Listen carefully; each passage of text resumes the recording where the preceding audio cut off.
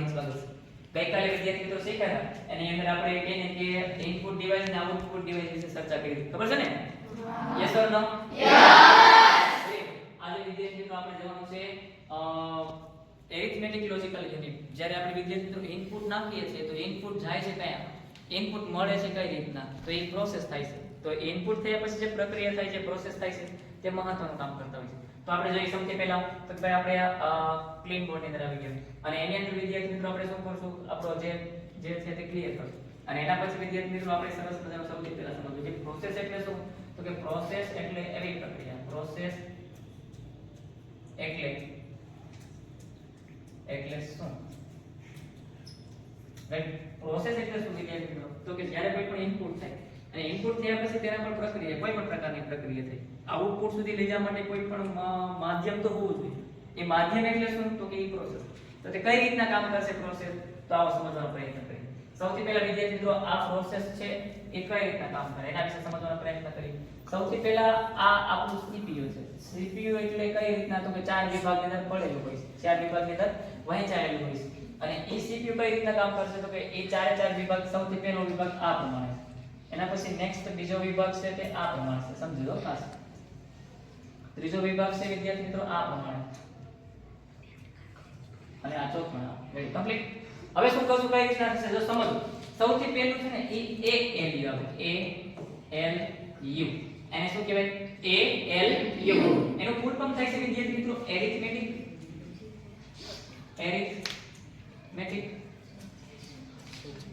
Logical unit.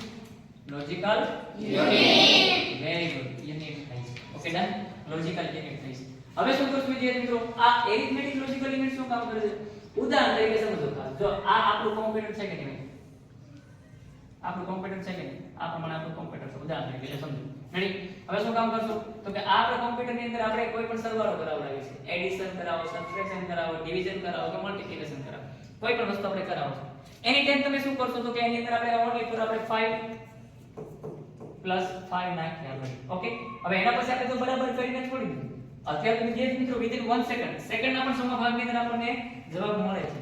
પણ આ પ્રક્રિયા થાય છે ક્યાં, કેવી રીતના થાય છે, તો કે આ સૌથી પહેલા અહીંથી આપણને મોકલે છે એરિથમેટિક લોજિકલ યુનિટ સુધી કે ભાઈ 5 + 5 છે, એનો આન્સર ક્યાં આવી ગયા મળશે?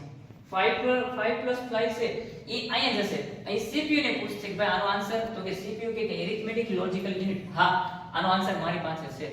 કઈ રીતના, તો કે એરિથમેટિક લોજિકલ યુનિટનું એક જ કામ છે કે આંકડાકીય તમામ પ્રકારની માહિતી હોય, કોઈ જટિલ ગણતરી હોય કે સામાન્ય માહિતી હોય, તમામ પ્રકારનું આંકડાકીય માહિતી છે તે ALU દ્વારા થશે. સમજાઈ ગયું તમને? Yes or no? યસ. હવે જો વિદ્યાર્થી મિત્રો એરિથમેટિક લોજિકલ યુનિટ છે તે પાછો અહીંયા બીજો ઓપ્શન આવશે CU. શું આવશે? CU. CU શું કામ કરશે, તો કે તેનું નામ છે કંટ્રોલ યુનિટ. શું નામ છે? Control unit. Very good, control unit છે તેનું કામ. ખ્યાલ આવ્યો? હવે આ કંટ્રોલ યુનિટ શું કામ કરશે, તો કે ભાઈ આ 10 જવાબ મને મળ્યો એ સાચો છે, પણ આ ક્યાંથી સિસ્ટમનું ઇનપુટ થી લઈને આઉટપુટ સુધી પહોંચાડવાનું કામ કંટ્રોલ યુનિટનું હોય છે. શું કામ? Control unit. કંટ્રોલ યુનિટ પછી એના પછી કોનો સંદેશો મોકલે, તો કે અહીંથી મોકલશે CPU ને. CPU એને શું કહેવાય? Central processing unit. Very good, processing unit. Central processing unit. ખ્યાલ આવ્યો? આ સેન્ટ્રલ પ્રોસેસિંગ યુનિટ થઈ ગયું, કમ્પ્લીટ થઈ ગયું. આખી સિસ્ટમ જે વચ્ચે બેઠું છે એટલે સેન્ટરમાં કહેવાય. સેન્ટરમાં આપણે કહી શકાય. રેડી? આ સેન્ટ્રલ પ્રોસેસિંગ યુનિટ થઈ ગયા પછી શું કરશું, તો કે એની પછી છેલ્લે આવશે MU. શું આવશે? MU. ભાઈ આ 5 + 5 છે તેનો આન્સર મળી ગયો. તમારે એને સેવ કરવો છે, તમારે સાચવવો છે, એને સ્ટોર કરવો છે. જો આ MU એટલે કે do you want to save send to until, તમારું વર્ક છે, તમે સાચવેલું કામ છે, તમે કરેલું પૂર્ણ કરેલું કોઈ કામ છે તેને તમારે સાચવવું છે.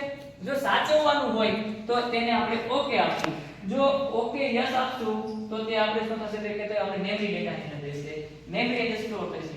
જો નો આપશું તો તે વિદ્યાર્થી મિત્રો શું કરશે, તો કે તે વસ્તુ કેને કે આની બહાર નીકળી જશે, તે કઈ પણ વસ્તુ સાચવશે નહીં. અને કેન્સલ આપશું તો વિદ્યાર્થી મિત્રો આપણું શું છે, જ્યાં કામ કરો છો ત્યાં આપણને પાછા પહોંચાડી દેશે. ખ્યાલ આવી ગયો?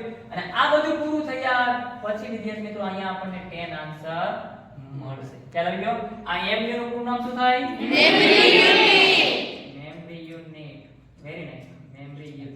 Done very good. તો આ હતું વિદ્યાર્થી મિત્રો પ્રોસેસનું કામ. પ્રોસેસ આ પ્રમાણે થતું હોય છે. પ્રોસેસ છે તે મહત્વનું કામ કરતું હોય છે. આપણે શરીરની અંદર પણ જે અનાજ પાચવવાની પ્રક્રિયા થાય છે આ પ્રોસેસ છે. ખ્યાલ આવી ગયો? જે કોઈ રાસાયણિક પ્રક્રિયા થાય છે આ પ્રોસેસ છે. તો ખ્યાલ આવી ગયો? તો ઇનપુટ થયા પછી પ્રોસેસ થાય અને આ પ્રોસેસ થયા પછી શું થાય છે વિદ્યાર્થી મિત્રો? એ આઉટપુટ આપણને મળે છે. આઉટપુટ કેને કહેવાય છે એ ગઈકાલે આપણે શીખી ગયા. હવે વિદ્યાર્થી મિત્રો પાછા આપણે જ્યારે મળશું ત્યારે ઇનપુટના માધ્યમો વિશે સમજવાનો પ્રયત્ન કરશું. ત્યાં સુધી ધન્યવાદ.